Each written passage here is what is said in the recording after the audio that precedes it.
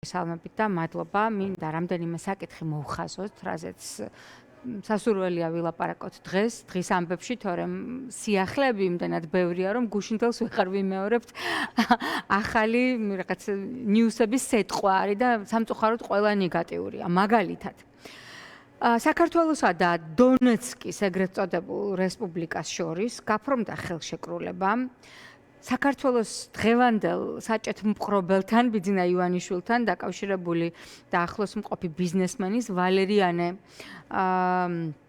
ქოჩიაშვილის მიერ ქვეყანაში ქვანახშირის და სხვადასხვა ნედლეულის ლითონის ექსპორტთან დაკავშირებით. ამაზე კი გააკეთა განცხადება პაპუაშვილმა და თქვა, რომ ჩვენი კეთილინებაა, რომ შემოვიტანთ თუ არ შემოვიტანთ და არ ვაპირებთო. თუმცა არანაირი ვალდებულება არ აქვს არც ევროკავშირთან და არც რუსეთთან, რომ შევუერთდეთ არც ევროკავშირთან და არც უკრაინასთან, რომ შევუერთდეთ რუსეთის წინააღმდეგ სანქციებს. აქვე პარალელურად გვესმის ჩვენ რუსეთის საგარეო საქმეთა მინისტრის მოადგილის მარია ზახაროვას განცხადებები, საქართველოს კეთილდღეობის საფუძველი მხოლოდ რუსეთთან თანამშრომლობაშიაო.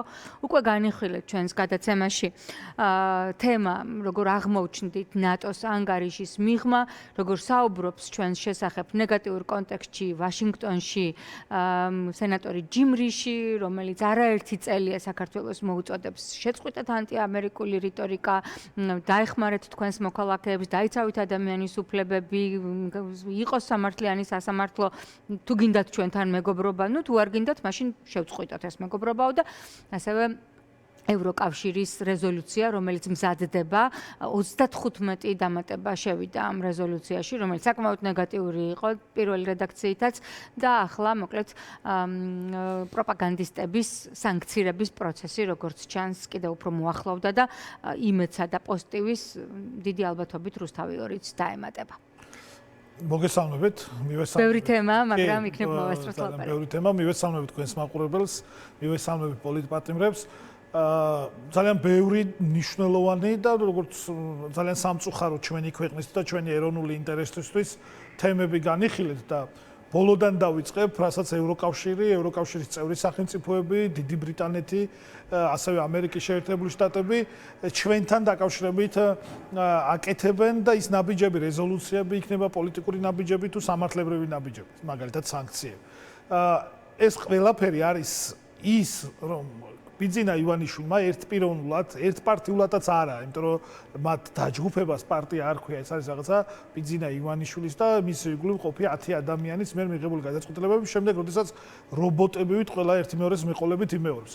მათ საქართველოს მიიყვანეს იმ კონდიციამდე, რომ ჩვენ არა მხოლოდ ჩვენი ქვეყნის პარტნიორები და მეგობრები, არამედ ის სახელმწიფოებიც, რომელსაც შეიძლება არ ქონდეს აქტიური კავშირი ურთიერთობა ჩვენ სახელმწიფოსთან, ხშირად ქონიათ ნეიტრალური პოზიცია. არა, ყველა ერთხმად ამბობს, რომ ამ ქვეყანაში დემოკრატია არ არსებობს, ამ ქვეყანაში და მოსკოვის მექანიზმი ამის მთავარი მტკიცებულება და ასე ვთქვათ, შედეგია რა დოკუმენტიც დაიდო. ეს არ არის პოლიტიკური დოკუმენტი, ეს არის სამართლებრივი დოკუმენტი და ეს ყველაფერი არის საფუძველი და ბრალეულობა, პირველ რიგში საფუძველი იმისა თუ რა სისტემა შექმნა ბიძინა ივანიშვილმა და მეორე რიგში და მთავარი ასევე არის, რომ ეს არის ბიძინა ივანიშვილის მთავარი ბრალეულობა. რაც შეეხება იმას, რომ დონეცკთან ქვანახშირით იქნება მეტალით თუ ასე შემდეგ. მინდა გითხრათ, რომ ეს ბატონი შემჩნეულია მათ შორის გერმანიის ელჩს. თავს დაესხა, არ დაისაჯა, შერჩა, რაც ძალიან სამწუხაროა. და ძალიან უცნაური მაშინ, როცა, რა ვიცი, ადამიანების სიტყვის წამოსროლის გამო და ტროტუარზე დგომის გამო ადამიანს, რომელსაც აქვს იმის შესაძლებლობა, ყოველ შემთხვევაში თვითონ ამ ჩემი აზრით ცოტა არასერიოზული ადამიანის დავიჭრებასაც თავებს, ახლა ბიზნესმენი ჩემი აზრით ხომ მაღალი ნათქვამია, მაგრამ ეს ხო ჩემი გასარკვევი არ არის. ამას ხომ მე ვერ გამოვიკლებ და ჩვენ. ვინც არ უნდა იყოს? არა, ეს უნდა გამოიკლეოს, აი სუსი რო იბარებდა თქვენთან, თქვენს კოლეგებთან რომ მოვიდნენ ადამიანები და ღიად თქვენს იმ პრობლემებზე რაც ირანის გავლენებზე საქართველოში და მათ შორის ღიად გამოხატულებაა და ჩვენ მოვისმინეთ ეთერში, როდესაც საელჩოსთან შეკრებილი ადამიანები ამბობდნენ, რომ ისინი რაღაც დავალებას ელოდებოდნენ. აი ის ხალხი რო უნდა დაებარებინათ და ამაზე ვინც განცხადება გააკეთა, პირიქით ის ხალხი რო დაიბარეს პოლიტიკოსები, ხო, ნახეთ და ექსპერტები. ასევე აი თუ ვინმეს უნდა იბარებდნენ და ამოწმებდნენ და ეკითხებოდნენ დონეცკში რა კავშირები აქვს, ან საერთოდ როგორ შეიძლება რომ დონეცკიდან რამე შემოიტანოს საქართველოში, იქ პაპუაშვილი თქვენ წაიკითხეთ და მე უბრალოდ არ მისმენია მისთვის და პაპუაშვილს რაც თქვენ როგორც წაიკითხეთ უთქვამთ არის სრულიად არასერიოზული, არაადეკვატური, არაკვალიფიციური განცხადება. ამ ბოლო დროს პაპუაშვილის პოლიტიკური დონე და ხარისხი ძალიან დაერცა ფაქტურად პაპუაშვილის არ ყვა და აქციას. მე მგონი არა მხოლოდ დონე და ნერვიული სისტემაც ძალიან ხო, მოდი ახლა რაღაცა არ მინდა რომ ის რაღაცა ჯანმრთელობის მდგომარეობას აქვს პრობლემა. ჯანმრთელობას აბსოლუტურად არ ვეხები, მაგრამ ყოველ ლიდერი აღელვებულები არ მიხდი რომ კი გეთახმებით არ შევხებივართ პარტნიორების ლანძი. არ შევხებით გერმანიის ელჩია გადაკიდებული, ევროკავშირის წევრ სახელმწიფო ლიდერებზია გადაკიდებული. ეხლა ოპოზიციას აბრალებს ისეთ რაღაცას, რაც ფაქტი არ არსებობს და ვერ პოულობენ ეგეთ ფაქტს, რომ თითქოს ვიღაცა ეკლესია საპატრიარქოს აკრიტიკებს, პატრიარქს აკრიტიკებს, ვინმე საპატრიარქოს არჩევნებში ერევა, თუ ვინმე ერევა, ეგენი და მათი პროპაგანდისტებია. მაგრამ ეს ყველაფერი ხო, ამიტომ მინდა რომ ფაქტობრივად ზარქვა დაქციეს რა ისა პაპუაშვილი, მაგრამ ეს მათი არჩევანია, პირადი არჩევანიცაა მათ შორის, მათი გადასაწყვეტია უბრალოდ აქ არის საკითხი შემდეგი. საიდან აქვს ვინ არის ეს ბატონი? ხوار პირიქით გამოსაძებელია ეს ელჩებს რო ესხმის თავს, ჩვენს მეგობრებს რო ესხმის თავს, ასეთ განცხადებებს რო აკეთებს ბიძინა ივანიშვილსაც დაემუქრა, ხო? ყურსა უწევო ბიძინა ივანიშვილსა, თურმე იმუქრება, თუ არ შემომატანებენ. ანუ ვინ არის, საიდან მოვიდა, გასარკვევია. ჩემთვის ცხადია, საიდანაც მოვიდა, ვისაც დონეცკის არაღიარებულ ხელისუფლებასთან თუ ვიღაცა ტერორისტულ ჯგუფთან დონეცკს ეხლა მართავს მარიონეტი რუსეთის, ოღონდ მხოლოდ მარიონეტი, პოლიტიკური მარიონეტი კი არა, ტერორისტული ორგანიზაციები მართავენ ეხლა დონეცკსაც, ლუჰანსკსაც და იმ ტერიტორიებსაც, რომელიც არის რუსეთის მიერ დროებით ოკუპირებული უკრაინაში. ეს არის მოცემულობა და ამ მოცემულობაში სამწუხაროდ ქართული ოცნების დამსახურებით ეს რაღაც ჩვენთვის ყოველდღიური სამწუხარო რეალობად იქცა, რომ ჩვენ ყოველდღიურად გვიწევს ამ საკითხებზე საუბარი და მსჯელობა, რომ თითქოს არაფერი არ მომხდარა. არადა რეალურად ძალიან ნიშანდობლივია და ძალიან მკაფიოა რეჟიმის ბიძინა ივანიშვილის პოზიცია ამ საკითხთან დაკავშირებით, იმიტომ რომ ესეთი თავხედები ვერ უნდა აძლევდნენ იმის ლაპარაკის უფლებას თავს, რისი ლაპარაკის უფლებასაც თავს აძლევენ. ეს რას ნიშნავს? ეს გათავხედებულები არიან, მათ შორის რეჟიმი არაფრად მიაჩნიათ. კი, გასაგებია ეხლა ამ ადამიანს შესაბამის პასუხს მოთხოვენ თუ საჭირო ჩათვლის ივანიშვილი, მაგრამ ერთი არის რომ გათავხედებულია რუსული სპეცსამსახურების წარმომადგენლები საქართველოში. და ეს არის ფაქტი და ეს კაცის ეგეთია დიდი ალბათობით, იმიტომ რომ ვერ წარმომიდგენია სხვას ვინმეს დონეცკში თუ რამე ლიცენზია აქვს, არ ვიცი, ჯერ არ მგონია ეს მართალი, მაგრამ თუ აქვს არ მგონია რომ რუსეთის სპეცსამსახურების გარეშე რა ვინმეს რამე ბიზნესი ქონდეს ოკუპირებულ ტერიტორიაზე. ვეყრდნობით რადიო თავისუფლების ინფორმაციას. თქვენ წყაროს ვენდობი და ამიტომ გავაკეთე შეფასება, რაც შეფასება გავაკეთე. რადიო თავისუფლება ჩემთვის ძალიან სანთი წყაროა და ის წერს, რომ 19 მარტს რუსულ სამთავრობო საინფორმაციო სააგენტოებში გამოჩნდა ცნობები იმის შესახებ, რომ ეგრეთ წოდებული დონეცკის რესპუბლიკასა და საქართველოს შორის გაფორმდა ხელშეკრულება ქვანახშირისა და ლითონის ექსპორტის შესახებ. დონეცკის ეგრეთ წოდებულმა პრემიერ-მინისტრმა ანდრეი ჩერტკოვმა საქართველოსთან სავაჭრო ურთიერთობების პერსპექტივაზე საუბრისას თქვა, რომ უკვე გაფორმებულია ხელშეკრულება ქართულ კომპანია George Oil Limited-თან, რომელიც რუსული სააგენტოების მტკიცებით საქართველოს სახელმწიფო შესყიდვების ბაზაზე ერთ-ერთი მთავარი მოთამაშეა და რეგულარულად იგებს ტენდერებს სამთავრობო უწყებებისთვის საწვავის მიწოდების დარწმუნებული ვარ, რომ ეგრე იქნება დარწმუნებული. და დაადასტურა ამ კაცმა, რაც მთავარია, ამ ბატონმა ვალერიანემ ეს ყველაფერი. ამაზე იყო სწორედ პასუხი შალვა პაპუაშვილის. არანაირი ვალდებულება არ გვაქვს, რომ ევროკავშირის სანქციები დავიცვათ. ისინი უბრალოდ მათი კეთილინებით უკრაინას უდგანან გვერდითო, თუმცა უკრაინა ირანის და რუსეთის ინტერესების ევროკავშირის სანქციების პირობას არ იცავენ, მაგრამ სხვათა შორის ყულებთან დაკავშირებით მათ ერთხელ უკვე მიიღეს გაფრთხილება და ნიშანი. მაგაზე თქვა დღეს პაპუაშვილმა, რომ ვერაფერი ვერ იპოვესო. ვერ იპოვეს არ არის სიმართლე. კარგად წავიკითხეთ ის განცხადება წერილი და ასე ვთქვათ ანგარიში, რომელიც იყო, ანუ ეს არის ფაქტობრივად გაფრთხილება, შანსის მიცემა, მაგრამ თუ გააგრძელებენ ესე ეს არჩევანი რომ მათ ირანის სასარგებლოდ აქვს გაკეთებული, რუსეთის სასარგებლოდ აქვს, სეპარატისტული ეგრეთ წოდებული ხელისუფლებების სასარგებლოდ აქვს გაკეთებული, ეს ხო ვიცით. პაპუაშვილი არის ნაწილი მაგის. თქვენ თუ გონიათ რომ პაპუაშვილის ხო ლეგიტიმაციის არ მქონია, არავინ არ აღიარებს იმ 99-ს დამატებული კიდევ 11 დეპუტატის გარდა პარლამენტის თავში. ქართველ ხალხს მე ვაღიარებ თუ არა ამას მნიშვნელობა კი არ აქვს იმდენად.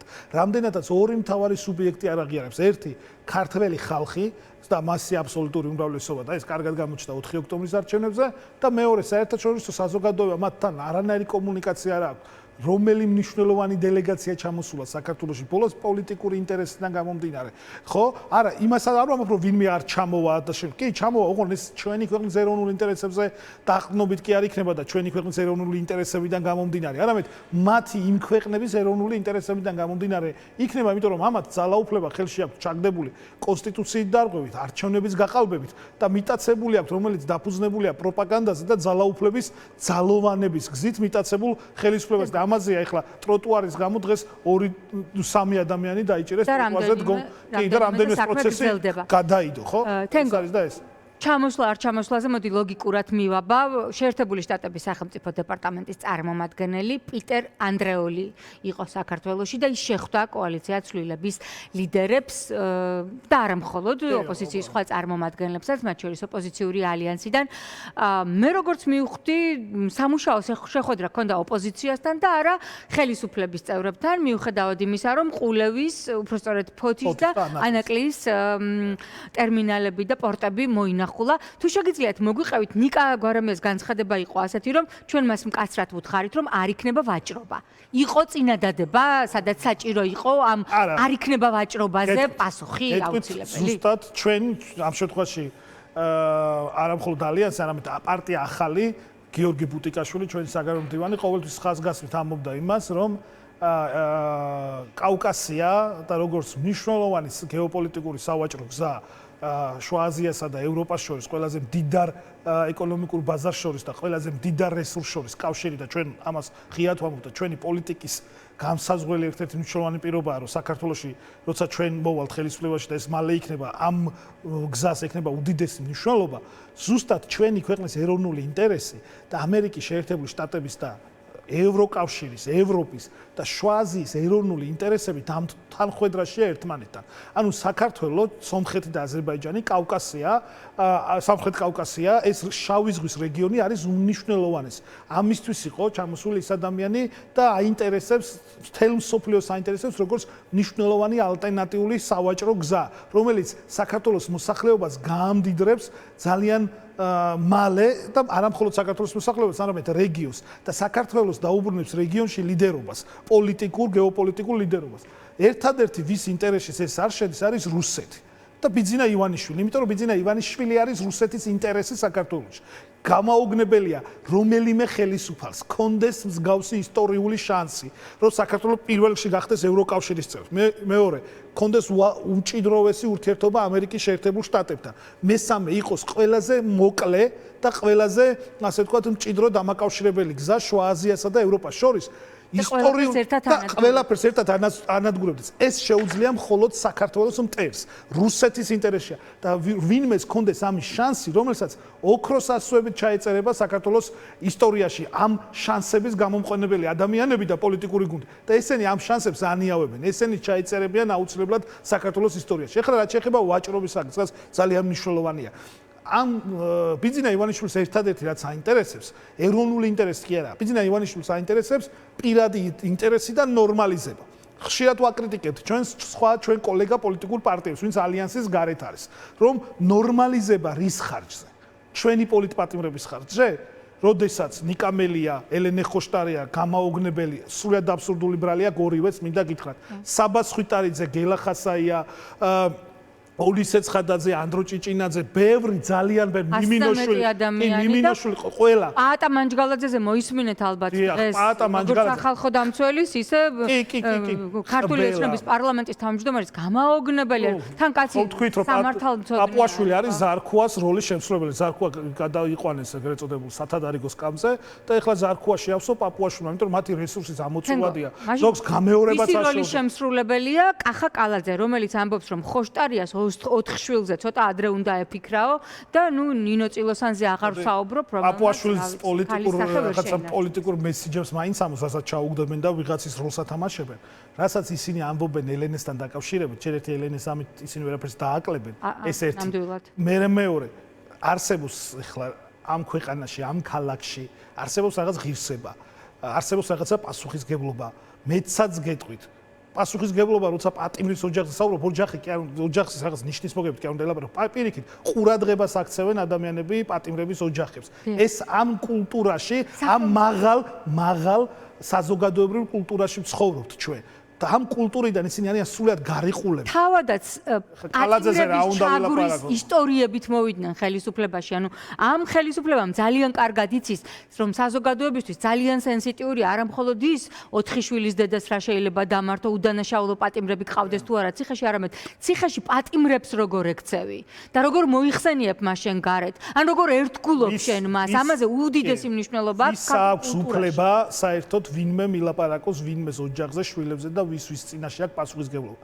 ჩვენი პასუხისგებლობა პირველ რიგში გვაქვს ჩვენი სახელმწიფოს და ქართული ხალხის წინაშე. და ეს არ არის მარტო ის სიტყვები, რა სიტყვებიც არის. ჩვენს მეგობრებს, თანამებრძოლებს, ნიკას, ელენეს, სხვებს, რომ წინა პლანზე ოჯახები დაეყენებინათ პირობითად და კეთილდღეობა პირადი. ისინი ორივე შეძლებდნენ იმას, რომ ეს კეთილდღეობა ქონოთ. ან სხვა ის ახალგაზრდა ბიჭები, რომელსაც თელი და ქალბატონები ძალიან ბევრი მზია ამაღლობელი და სხვები ძალიან დიდი და პერსპექტიული მომავალი აქვთ მომავალში აუცილებლად, მაგრამ ის დაკარგული თვეები და წლები უკვე ძალიან ბევრს ნიშნავს თითოეული ადამიანისთვის, როდესაც ძალიან დაჩქარდა ჩვენი ყოველდღიური ცხოვრება თან რეჟიმის პირობებში განსაკუთრებით. ამიტომ ეს მორალს მოკლებული დაგვრჩა და ოპოზიციური ალიანსის გეგმებზე მინდა გკითხო, ჩვენ მიმოვიხილეთ რა შეიძლება მათ გასაპროტესტებელი, ან საწინააღმდეგო კონტენტ ხელისუფლებასთან, 1% ალბათ იმისა, რასაც შეიძლება ვილაპარაკოთ ამ ჭრილში, მაგრამ აი ოპოზიციური ალიანსის გეგმებია. პირველ რიგში ჩვენ უნდა ვირწმუნოთ ჩვენი ძალების და ეს პოლიტიკურ პარტიებთან ერთად აუცილებელია საზოგადოებამ დაიბრუნოს რწმენა საკუთარი ძალისა. ეს ქვეყანა ეკუთვნის ქართულ ხალხს, ამიტომ მალე იქნება მრავალ ადამიანიანი აქციები ამ ქვეყანაში, მოთხოვნები იქნება იგივე და შენარჩუნებული და ჩვენი პროტესტი იქნება ბიძინა ივანიშვილის ჩამოშლამდე. ჩვენ მზად ვართ და ამისთვის მიდის ყოველდღიური მუშაობა, რომ ამ ქვეყანაში კვლავ გამოვიდეს ქუჩაში 10,000-ობით ადამიანი, კვლავ გამოვიდეს 100,000 და უფრო მეტი ადამიანი და ამაში გვჭირდება საზოგადოების ხარდაჭერა. წინააღმდეგობის მოძრაობის გაშლა არის მნიშვნელოვანი. ის რაც ხდება უკვე თითქმის წელიწად ნახევარია, ეს არის საზოგადოების სათქმელი ბიძინა ივანიშვილის და რეჟიმის წინააღმდეგ. და ამ საზოგადოების სათქმელზე უნდა ავიღოთ ჩვენ პოლიტიკური პასუხისგებლობა. ვინაიდან ეს იქნება ალტერნატივის შექმნა, ეს იქნება სანქცია, ეს იქნება წინააღმდეგობა რეჟიმის და მასთან ართანამშრომლობა, ეს არის მნიშვნელოვანი პირობები, რაც ჩვენ უნდა გავაკეთოთ და ჩვენ ვაკეთებთ. რა შეიძლება ქართული ოცნების პასუხი იყოს? ქართული ოცნების პასუხი იქნება ჩვენ ვიცით რეპრესიები, ის ბინძური პროპაგანდა, რომელსაც ტყუილებზე დაფუძნებენ, რომელსაც კადრულობენ, მაგრამ საზოგადოებაც შეეჩვია და საზოგადოებაც აუღო ალხო. პოლიტიკურმა ოპოზიციამ, ჩემი აზრით, ამას უკვე აუღო ალხო, ამიტომ ეხლა მნიშვნელოვანია რომ იმ ასე ვთქვათ ეროვნულ დემოკრატიული ძალებით და განსაკუთრებით პოლიტიკური პარტიების მეშვეობით ჩვენ უახლოეს თვეებში, უახლოეს კვირეებში კონდეს ძალიან დიდი მანიფესტაციები, აქციები და ეს იქნება. ამას მალე საზოგადოება გაიგებს. თავარია რომ კიდევ ერთხელ ერთად დავდგეთ ჩვენი ქვეყნის თავისუფლებისთვის. ვინაიდან ჩვენ ვიბრძვით ჩვენი ქვეყნის თავისუფლებისთვის. თავისუფლება არის შესანარჩუნებელი, რათა ის ძირითადი ინტერესი და ამოცანები რაც გვაქვს, ძლიერი ქართული ოჯახი, სამართლიანობის აღდგენა და ასევე ჩვენი საქართველოს ვინც დატოვა და ეხლა დადგინდა კვლევა რომ 6,000-ზე მეტი ადამიანით უფრო მეტი კვდება ყოველწლიურად ვიდრე იბადება ამ ქვეყანაში და იმიგრაციაში რამდენი მიდის ყოველწლიურად ვიდრე ბრუნდება, ანუ ეს ადამიანები დაუბრუნოთ ქართულ ოჯახებს და ჩვენს ქვეყანას. ასეა, მადლობა თან